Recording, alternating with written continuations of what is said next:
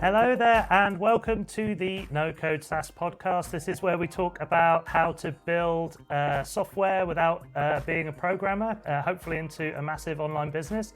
This is a bit of a special episode today because we've got all the organisers here with us from the NoCode UK event. So obviously we've got Kieran, who is the co-host of the podcast. Hi, Kieran.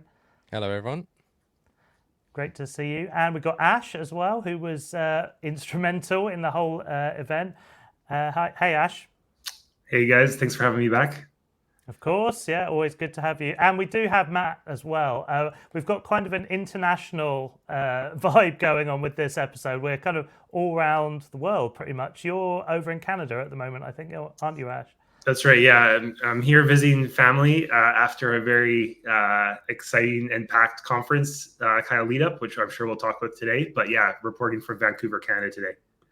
Amazing. And yeah, I was so impressed how you jetted off the day after the big event. That was quite a logistics challenge. So yeah, no, great to have you joining us. And then we've also got Matt, who's in, I think you're in Berlin at the moment, aren't you, Matt? I am, yeah. So yeah, I'm enjoying the call. Happy to be here. And then hello, everyone. Yeah, looking forward to it. Awesome. Great. Well, yeah, today we're going to have a bit of a chat about the event, how it all happened, how it came together, a little bit of the behind the scenes news of how to put together a conference, and a little bit of our highlights from the day. But yeah, I don't know, Kieran, do you want to kind of kick off with talking a little bit about, I guess regular listeners will know how the idea came around, but like, do you want to give a bit of background on just how the whole thing started, I guess? Yeah, definitely. So back in October, James and I were fortunate enough to go to Paris to the NoCode Summit, and then the same month, much to my wife's disbelief, was New York for BubbleCon. And we just had a fantastic time at both these events, mainly because we were meeting all the no-coders that we know from Twitter, but we'd never met in real life. And it was just so wonderful to have a real-life event where you're meeting members of the community. And then, so on the way back from these, we were chatting about, why isn't there something like this in the UK so we don't have to travel so far? And then we just stupidly said, why don't we try and organize it ourselves? And I think we totally underestimated how much work it was going to be. Certainly regular listeners will have noticed that there were not many podcast episodes over the past few months, because I think we were just so busy organizing the conference that we didn't have time to do it. But yeah, we were really fortunate that Ash and Matt both kind of volunteered their assistance, and we kind of naively were like, yeah, I guess they'll be helpful to have a couple more people. And then lo and behold, we really needed you guys, and we're super grateful for your help, because honestly, it would not have happened without you both. I think Ash's experience shone through. Just knowing the stuff that we didn't know was like so important. When you just came along and were like, yeah, have you thought about these 20 things? And we were just like, no, we haven't actually thought about any of those things. And then, yeah, I think overall the organization kind of things came together pretty smoothly. There weren't any like major upsets. And I think maybe, Ash, that's a lot to do with you working really hard behind the scenes. But although it was stressful and did feel at times like, what the hell are we doing? Overall, I think it could have gone a lot worse. And the actual day itself was just magical in the way it all came together and ran super smoothly, much better than I ever would have dreamed of. So yeah, it was good, wasn't it? It was amazing, and I guess the whole roots of even the four of us as well kind of trace back to Paris as well, because with your with you getting the panel discussion, Kieran, that you did at NoCode Summit, and I remember Ash was kind of instrumental with that, as well as like teeing us up to how we were going to structure the discussion and everything. And that made us, I think that, yeah, we were like, oh yeah, we should definitely do this. But I think we were definitely thinking at the beginning, you know, how hard can it be? And then I think we quickly realized, oh yeah, it is actually quite hard. But yeah, I think, and then yeah, getting Ash on board to start with was really, really awesome. So maybe, I guess, like maybe the first bit we could then kind of talk about would be, what came first, kind of sponsors or venue? Because we spent a long time looking at venues, and that was something that you were kind of quite heavily driving, Ash, I think. And then we looked at quite a few different options, didn't we? Everything from really quite small things to what we kind of ended up with. So do you want to chat a little bit about that process? Yeah, for sure. Definitely can. And again, want to kind of reiterate that point you mentioned about even just that last session at the NoCode Paris event, and kind of the ethos of what we kind of noticed is like some of the most well-attended events and the events that people thought were the most memorable were the ones where their actual builders and people who are actually creating the businesses could share their stories firsthand. And I know that's when you two announced the conference, that was kind of one of the main things that you want to kind of carry over for this UK event. And that kind of drove the theme in the background of everything. So even keeping that in mind, we wanted to, secure a venue that allowed for not only just, attending talks kind of sitting there in person, but move throughout the venue and actually have conversations with people, network, meet friends that you've known on Twitter for a while, and kind of have it feel like not maybe more of a corporate space, but more of like a fun updated tech space. So yeah, we had in Notion, I guess, where we kind of all collaborated remotely, which was very impressive. Again, you mentioned that all like 4 different cities, all collaborating, at least 2 different time zones to try and piece all this together. And yeah, one of the pages was a running list of all the different venues in London. Did a ton of searches kind of in between and got like a few recommendations from people. Eventually landed on a short list with basically how many people we were looking for to attend the event. And also kind of had that, the aesthetic that we're almost looking for to allow people to mingle and have conversations. And yeah, we landed on one called Plexel, which was located in the Here East kind of area of Queen Elizabeth Olympic Park, where they've kind of repurposed after the Olympics. So again, it already had lots of nice history in kind of east part in London, a little bit more situated in a park. So like spacious, different type of vibe that people are maybe normally used to, and it basically checked all the boxes that we're looking for. So we were really lucky to secure that, I think, earlier this year. And I know for a lot of people planning events, if you do a lot of virtual events, it's kind of easy. You got a default, maybe it's like Zoom or something online. But yeah, IRL events, really important thing to mention. And it's really worthwhile investing in a solid venue right from the start. 100%. And I think like you were saying, like we looked at quite a few different venues, and Plexel, like we went to look at it, and it I think it is super impressive. That is the thing about it. It's a proper conference venue, but it was a bit of a gamble as well, because we were trying to, I guess with this event, our main goal was to put on an amazing event and try and break even and not lose a huge amount of money. So like it was a gamble at the beginning when we booked Plexel, because we didn't know, are we going to get any sponsors? Are we going to get any ticket sales? And thankfully, we did get a couple of really supportive sponsors that made it happen, really. It wouldn't have been possible without people like Bubble coming in very early on and supporting it, really seeing the vision of the event. Like you said, it's maker-led. I think that's something that really resonated. But it was an amazing job you did on securing that venue, because I think anyone who's seen the photos, it really does look amazing. And of course, like the logistics of the actual day itself was another topic, and that's where really you came in, Matt, I think, with first of all, like recruiting some amazing volunteers who gave people the most amazing welcome, and just making everything run really smoothly. So like, how did you find kind of coordinating that whole kind of operational side of it? Well, yeah, I mean, look, it was something that I hadn't done before, and when I reflect back on the whole experience, it wasn't the easiest task to try and find volunteers. Like we contacted universities, we were trying to get universities nearby. We got some feedback, but we got some really helpful people who either build or are involved in the no-code community, which was great to see.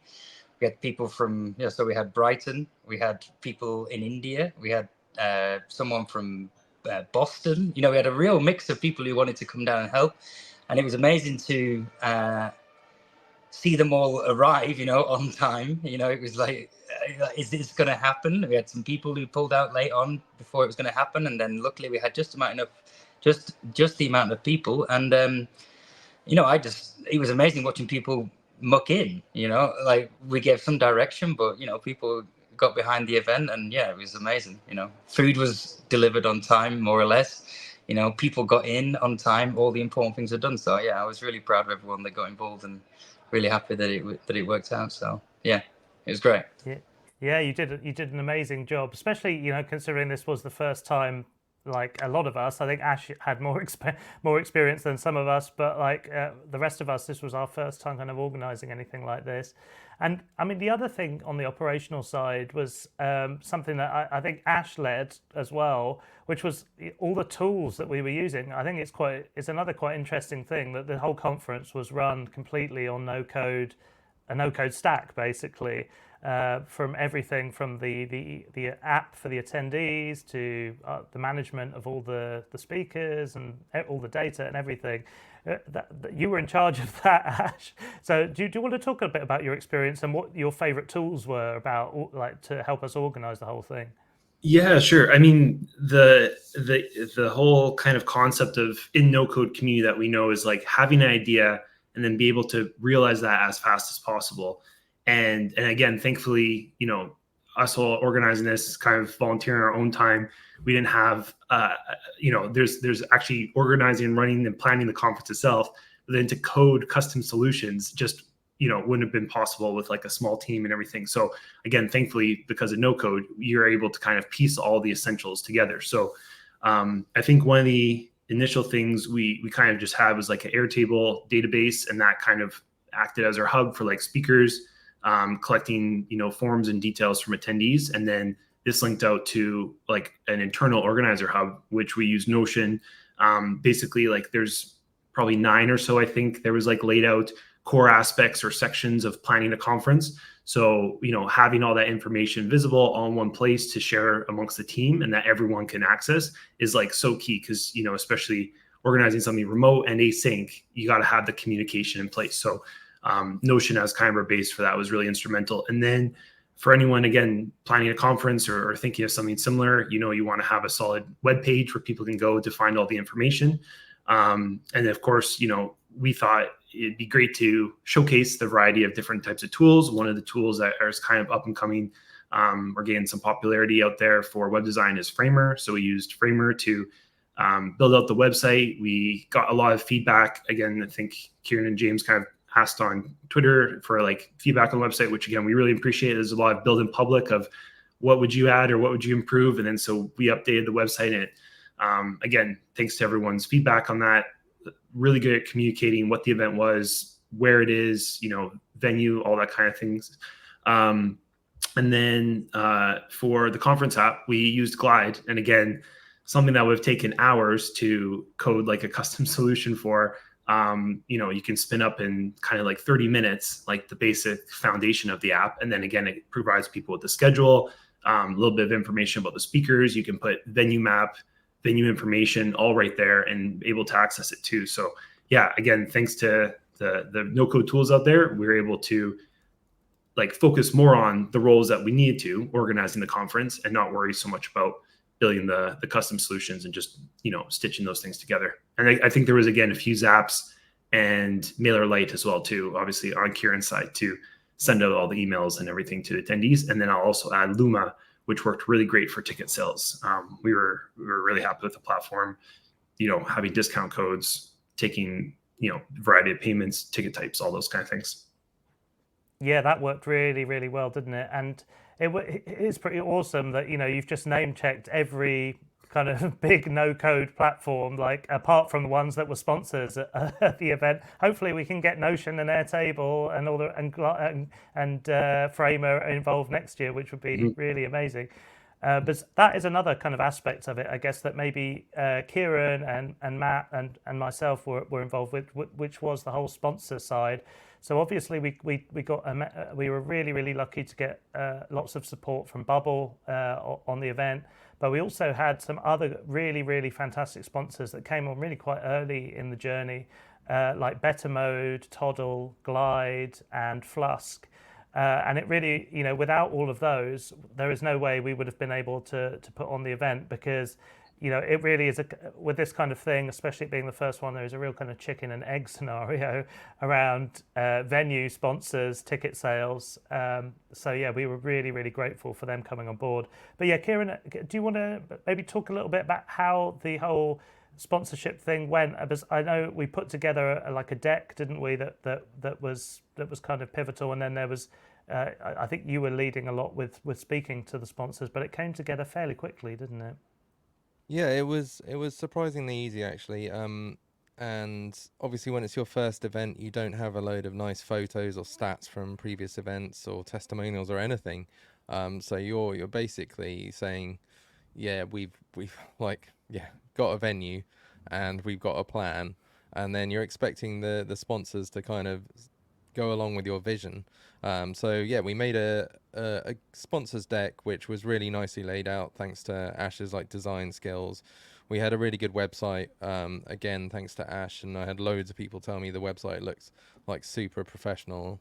I think that was like actually a really big factor, is just that one landing page just looking good, to kind of set the tone for the whole thing.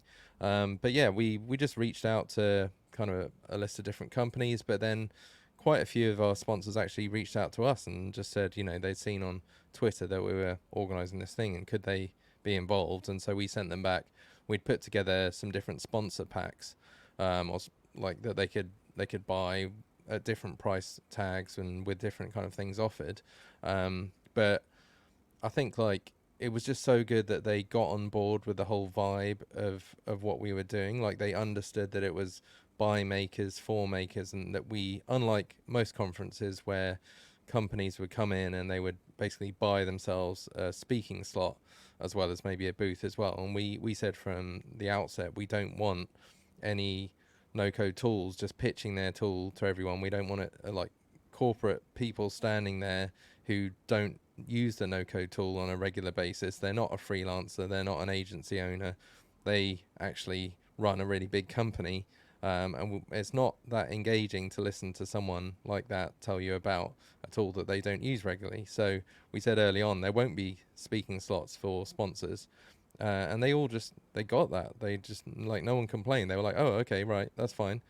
And so yeah, they seemed to agree with the vision, and then they just started sending us money, which was fantastic. And then like at the event, the ones that were able to actually make it, I mean, some of them sponsored it without even being able to send people on the ground, but the ones that could actually make it, they had a fantastic time, and they said they were glad that they didn't have speaking slots, because it just felt like a lot more authentic grassroots event where people were actually like enjoying the talks, which were all by makers who obviously use no-code tools every day. So if they used one of the sponsors' tools, then they would clearly be talking about it, and tons of people were mentioning Bubble. Loads of the sessions were about Bubble throughout the day. But yeah, I just thought they were so fantastic for taking the risk on a completely new event, and also understanding the ethos that we wanted to go for, which is quite a bit different from the ones they would have gone for before. And now, if you've already contacted us saying they'd like to do it again next year. 100%. I think it's kind of a testament to the tools as well as how great they are, that you've got so many passionate people who've used them who are willing to share their stories. And I think that's what we'd all rather hear, I think, is from people who've been there, used the tool for a real thing. It's not a fake demo. It's like, I've actually built a business using this thing. And those are really the stories that we wanted to tell. And I totally agree with what you were saying about the look and feel of everything as well, because I think Ash did an amazing job with the website, and obviously we had amazing support from Carla Fernandez from Vitamina K, who did all the branding from us at the beginning, which I think elevated it. But then we used that branding really consistently across videos, the staging and everything. But it was also really, this is something maybe you could chat a little bit about, Matt, is everything we did, like all the printing and everything at the venue, we did it on a shoestring. It did look good in the end, but you were there for a good few hours the day before setting up like all the branding on the stage, weren't you? And that was, it was actually a lot of work, more than we probably thought it would be in the beginning. Well, yeah, it was very funny. I was traveling across London to go to a last minute printer to get some, last minute prints or stickers for the event. And then when we got there, we were like MVPing how we should stick these signs on the stage. We went through 3 iterations. It was kind of like being a bit nerdy about it, but we got there in the end. I think definitely a few fell down at some point during the event, but we put them back on. But yeah, that was one thing. We got given, or the brand that we had, it was clean, simple to work with. It looked nice, and it just works. And like all the the stand-up signs that we had, the cubes. I think looking back, when we've been looking at the videos recently with the edits, all those little bits have actually made now the post-production stuff look great. And I think when people were there, definitely some of the guys from NoCode Week who were supporting us through it, they definitely said like the branding that you've done has been so great to see, both whilst they were there presently and then the online stuff as well. So it was but it was very funny. It was like art class at school in a way. It was like, how do we cut these so that they fit? Let's do some maths. So Yeah, good fun. Yeah, no, it worked. It all worked out in the end, and like you said, there were a few kind of really last minute things that we kind of forgotten or we'd under ordered, and we were like still racing to get a lot of stuff on the morning. But yeah, it's. But I think overall, it was very very smooth, and like you say, I think that was another thing that I'm really glad that we kind of invested in, was getting all the talks filmed really professionally. I think the videos are going to look awesome when they come out really soon. There's a new YouTube channel where they're all going to be posted. So yeah, that's going to be really really nice to see. Yeah. So Ash, did you with the rest of the organising and the programming? That's the other kind of big part that I really remember. We spent a lot of time, and it was harder than I initially thought it was going to be, of actually working out logistically who's going to speak, in what order, on what stages, and all that side of it. And I think you managed a lot of that. And like, what went into that process? Was that I think it worked really well, but it was harder than I thought it was going to be. Yeah. I again, like, definitely a shout out to you three as well for like getting so many speakers on board, and especially James and Kieran. Like you're talking about the whole chicken and egg thing. Again, for anyone scheduling a conference, you do want some initial speakers so you can add them to your initial website, get the interest, and then kind of more speakers come. So we were kind of into that. I think you had done an amazing job locking in at least 12 to start with. So that was, able to be worked with and start to create a schedule. And I think the simplicity, or the key to it, is simplicity for anyone scheduling a conference in the future, just because when you lay out a schedule, you want it to kind of almost be symmetrical and like easy for people to find the stages, the talks, what times are all at. So that was really, I guess, the strategy that we focused on was, can you kind of just make the talks symmetrical? They all occur at like regular interval times. We really wanted to make sure that there was a break in between, just to allow for setup for the next speaker. There's always going to be like questions at the end, and just to maybe account for anything running late. Again, we were really lucky that everyone was prepared with their slides. It was on time. They got their mic check and everything like that. So 15 minutes was a really good standard amount of time kind of in between each talk. And then just in terms of kind of themes throughout the day, we kind of had these themes around creators, founders, and like the whole theme of AI embedded throughout. So we really wanted to kind of focus on the morning session, which, yeah, James, Kieran, you opened really well. Again, translating your stage skills from the Paris Summit to on stage for this event, kind of welcoming everybody, setting the foundation of like the purpose of why we're here today.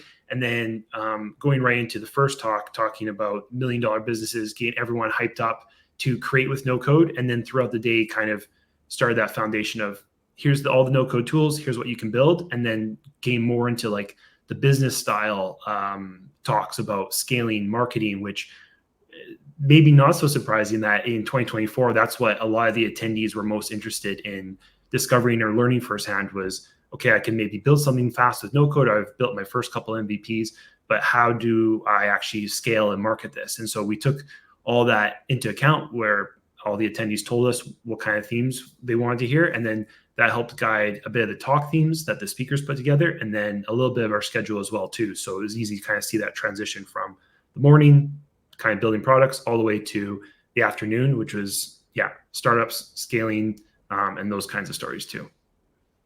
Yeah, I think it did run really smoothly, and like you say, having those gaps allowed people to switch between talks. And I think one thing we were really happy to see is that people did, there was a real variety of people switching between the two stages, from the bleachers, which was the kind of more intimate stage, through to the main stage. There was a really good balance. And people did swap across quite a lot. The other thing that happened on the day, I don't know if Kieran or Ash would like to talk about a little bit, was the hackathon, which was the thing that kind of happened remotely. And we had people joining from all around the world for that, didn't we? And I think that did work really well in kind of giving people who couldn't attend in person some way to kind of experience a bit of what was happening on the day.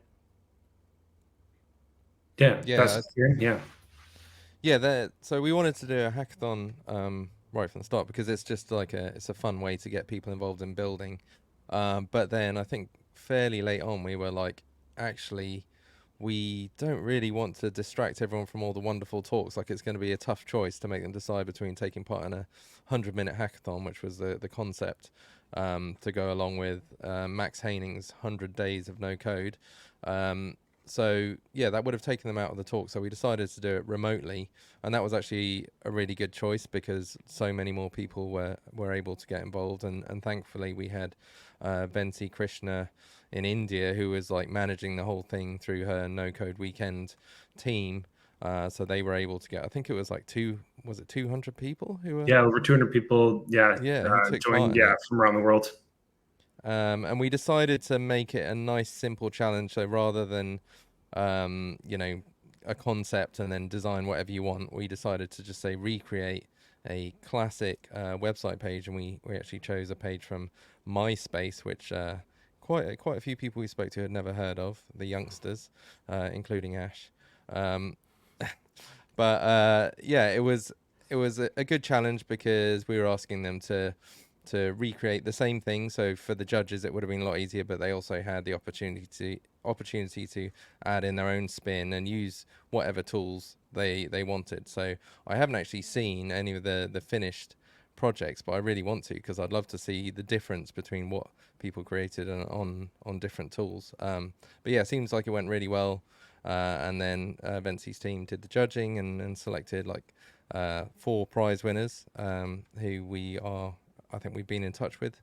But yeah, it was a great thing to have, definitely, because obviously the whole ethos is about building stuff with no code, and that was a chance to do it in real time. Yeah, I think that worked really, really well, and it was. I think, and I love the way that it was, presented at the end of the day, and it was pretty quick as well. The little presentation at the end was really nice. So yeah, we'll definitely be sharing those top ones when we finally do our kind of big debrief of the event, which will also include the links to the YouTube recordings of the talks, and there's going to be a couple of other bits and pieces in there as well, which we're just kind of working on now.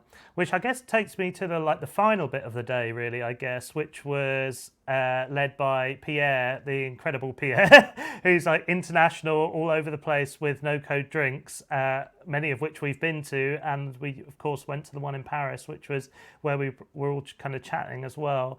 But I thought that went really, really well, because we did have a bit of kind of British weather with that as well, which did work kind of well in the end. But yeah, Kieran, do you want to talk a little bit about the no-code drinks right at the end?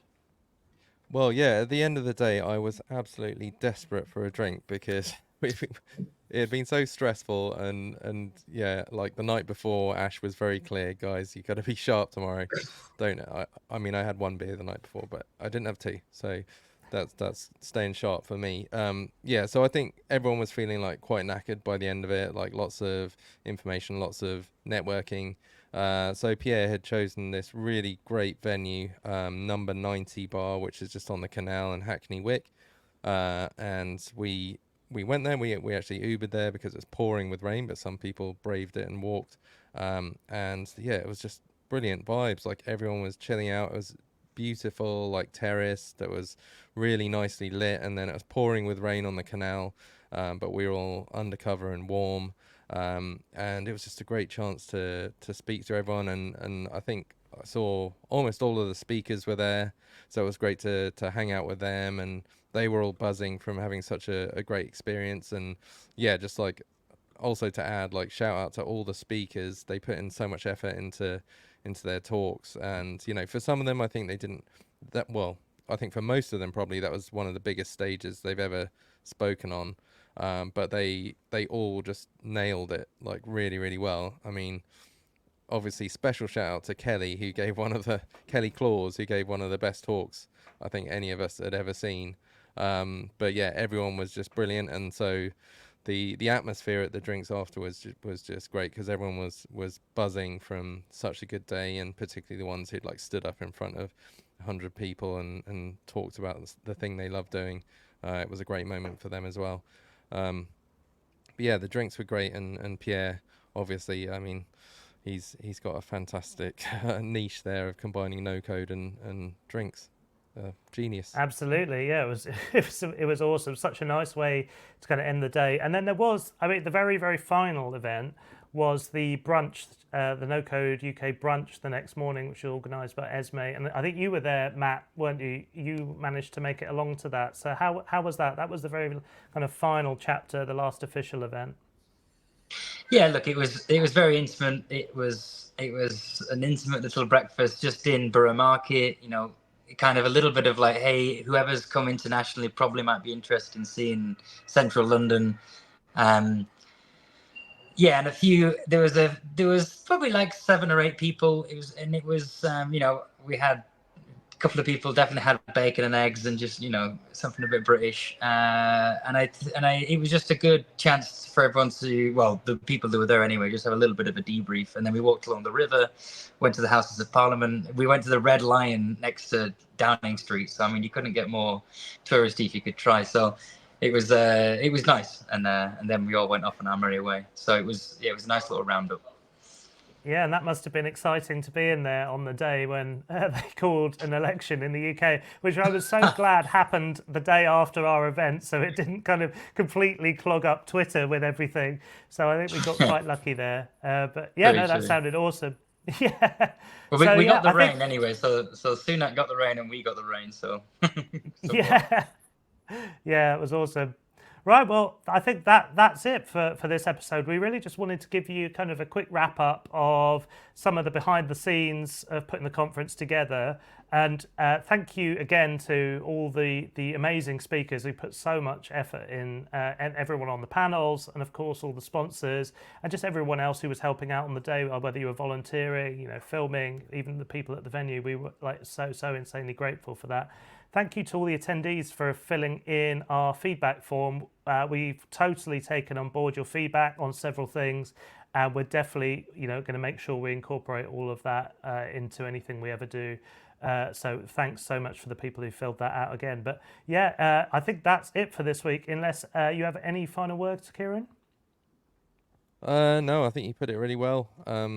Yeah, hopefully now this is over, we can actually go back to talking about NoCode and SaaS in the next few episodes. I'm looking forward to actually being able to do some normal work. But yeah, it's been a fantastic experience. Hard and stressful at times, but yeah, it turned out to be well worth it. And so yeah, kind of looking forward to the next one, as long as it doesn't come too soon. Yeah, I think we all need a bit of recovery time. So yeah, I think that's it for this week. So thanks so much, of course, again to Kieran, Ash, and Matt. Like, all your help with running the event, absolutely unbelievable. I think everyone is so appreciative for all the work that everyone's put in. I think it was really amazing. But yeah, we're really excited to get back to kind of business as usual with the podcast very soon. There are going to be a few more bits that you're going to be getting just about from NoCode UK, so the videos and a few other bits by email. So keep an eye out for those over the next few weeks. But that's it for this time. So bye, everyone. We'll see you soon. Bye, everyone. Cheers. Thank you. Bye-bye. Cheers.